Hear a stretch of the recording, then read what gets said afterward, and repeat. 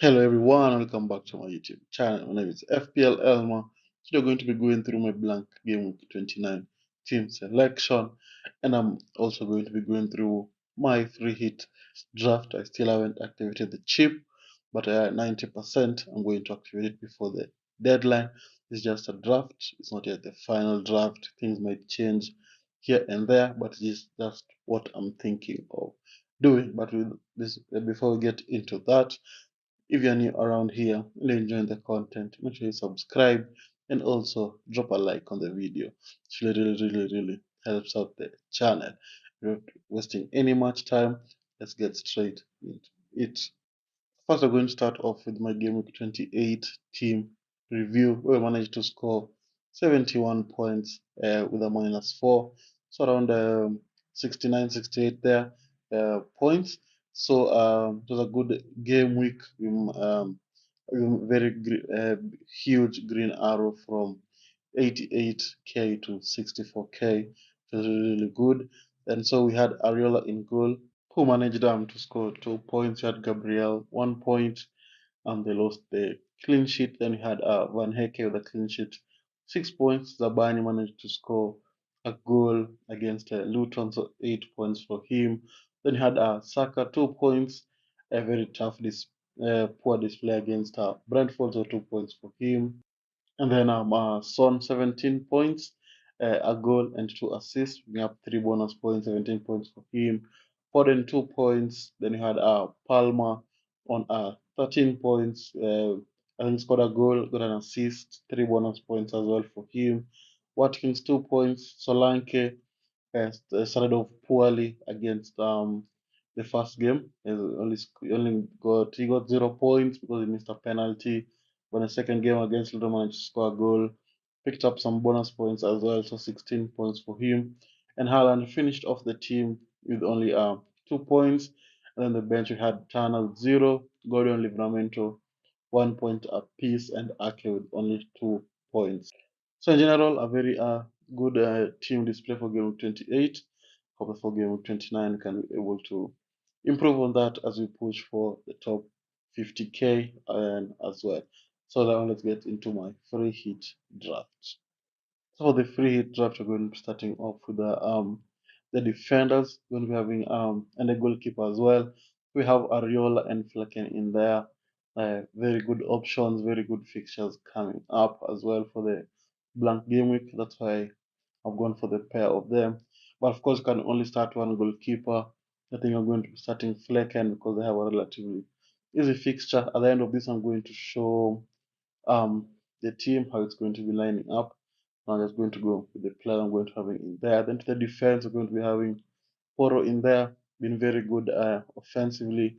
Just come back from injury. He looks very good against Aston Villa. Get that clean sheet, not attacking returns, but still looks very good. Then we have Doughty, who is very attacking on set pieces for Luton.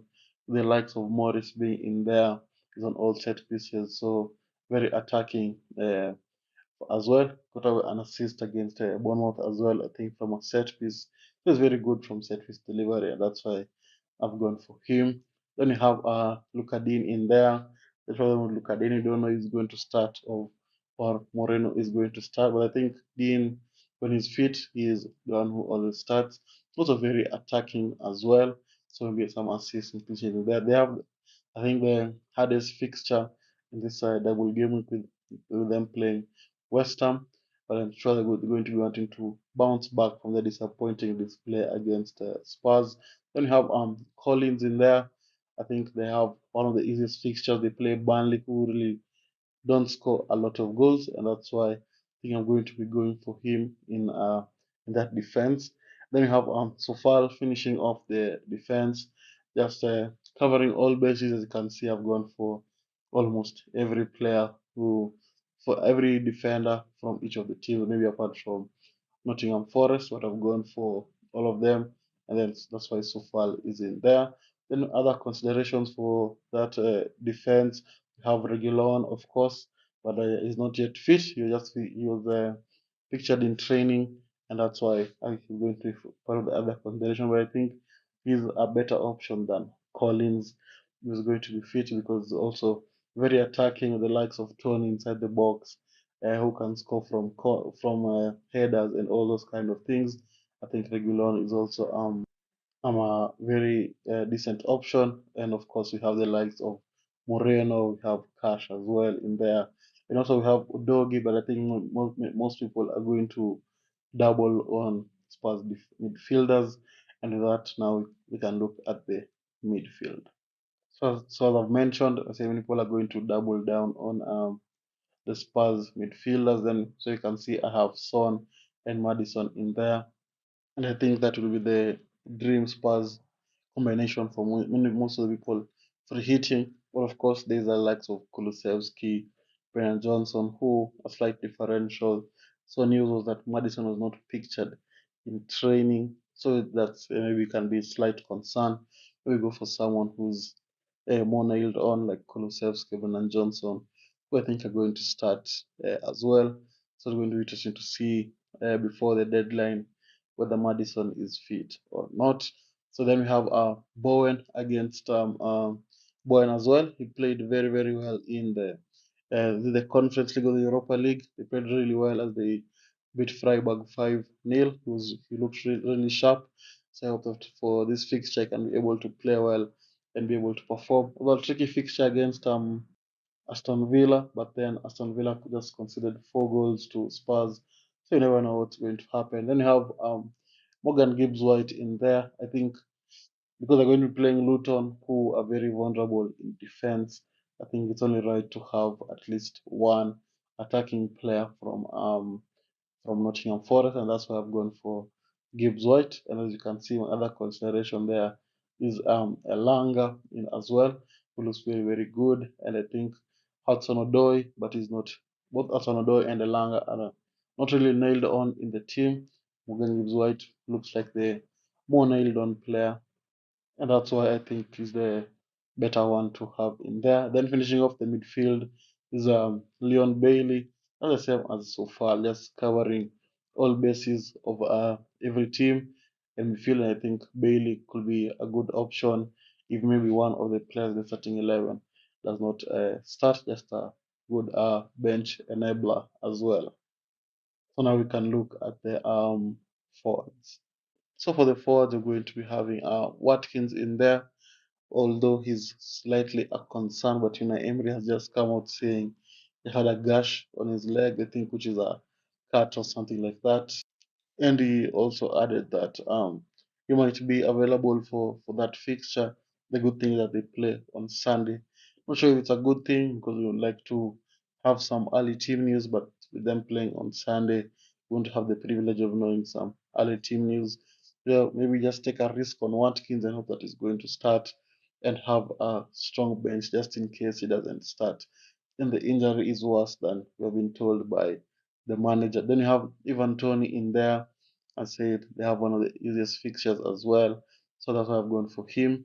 Then we have finishing off the team. We have Morris in there against Nottingham Forest. He always tends to score from set pieces, very strong in the air, and that's why I've gone for him in there as well. Then some other consideration is Chris Wood, who looks really, really, really good. Just he scored a hat trick not long ago. So I think it's also a very good consideration if you want an Nottingham Forest player against the leaky Luton side. I think Chris Wood is a very good pick and a very good differential as well. Who I might go for before the deadline, who knows? But for now, I have Morris in there. As you can see, most people's teams are going to look similar apart from like 3 players. Most people are going to have Flecken, Poro, Doughty, Bowen, Son, Madison, Watkins, and Tony. I think those are like 9 players or 8 players. Then the other three, that's going to be the deciding fixture, deciding factors in terms of leaderboards and things like that. So now we can have a look at how I think I'm going to be lining up. This is how I'm going to be lining up. Flecken in goal against Burnley, so for a clean sheet in there and some save points as well. Then you have Poro, Doty, and Collins, who I'm not so sure about. Maybe just maybe a header in there from a set piece to bring on score a goal. But Poro and Doughty just hoping for attacking returns. Maybe they can a clean sheet, but I think unlikely mostly for Luton. Maybe much for Spurs.